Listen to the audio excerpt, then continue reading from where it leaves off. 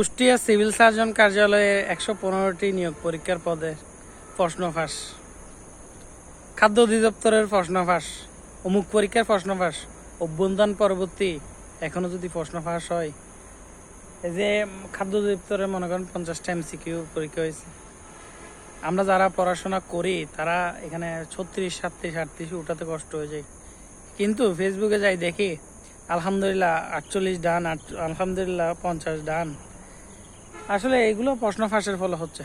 এই যেমন civil surgeon, এটা তো ভিডিও সহ ধরা পড়ার ফলে এই পরীক্ষা স্থগিত করছে কর্তৃপক্ষ, এটা ধন্যবাদ। কিন্তু খাদ্য অধিদপ্তরে এটা তো ওইরকম ভিডিও কেউ করে নাই, কিন্তু ওইটা ফেসবুকে আভাস পাওয়া যাচ্ছে যে এটা প্রশ্ন ফাঁস হয়েছে, অমুকে বলতেছে ও। এবং এখানে পরীক্ষার হলে বিভিন্ন অনৈতিক বিষয়গুলো হয়েছে, যেমন অনেকে ডিভাইস নিয়ে গেছে, অনেকে ডিভাইস এবং ইত্যাদি। যেমন আপনার কি আরেকটা পরীক্ষা হয়েছে, সেটাও প্রশ্ন ফাঁস হয়েছে। ইসলামী ফাউন্ডেশনের একটা পরীক্ষা হয়েছে, ওইখানেও প্রশ্ন ফাঁস হয়েছে, ওখানে ডিভাইস নিয়ে ঢুকছে। তো আসলে আমাদের এখানে মেধার মূল্যায়ন কোথায় হচ্ছে?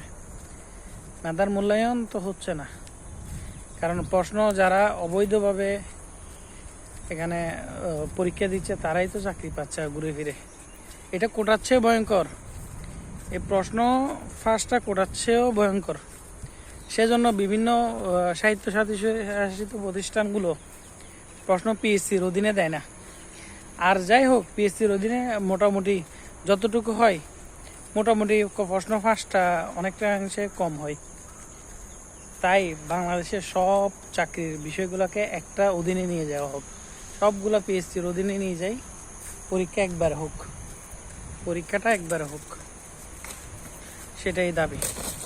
আর এসব কারণ যারা অবৈধভাবে আসে তারা তো এখানে দুর্নীতি করবে, তারাই তো দুর্নীতি করে, এটা বুঝে না মানুষ।